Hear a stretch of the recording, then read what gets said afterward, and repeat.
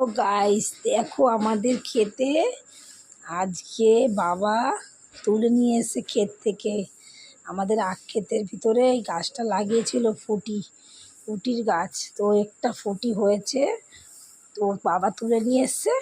তো মা কেটে কেটে কাটছে, সবাইকে দেবে, ভাগ করছে। আমি আবার এসব খাই না, মানে আমার ভালো লাগে না, কেমন একটা বালি বালি লাগে, তো আমি খাই না। কিন্তু এরা খুব ভালো খায়, সবাই খুব ভালো খায়। সকালবেলায় মা কাটতে বসে গেছে। পুজো না উপর থেকে না, মা কী করেছে, মানে উপর থেকে মানে চামড়াটাও উঠে গেছে, মানে খোসাটা উপর থেকে। মা তো কাটছে, কত সুন্দর করে দেখো সাইজ করছে। তারপর সবাইকে দেবে, সবাই খুব ভালো খায়। এই দেখো আমি সকালে রান্না বসিয়েছি, পাশেই বসা ছিলাম, মা কাটছিল আর আমি পাশে বসে রয়েছি।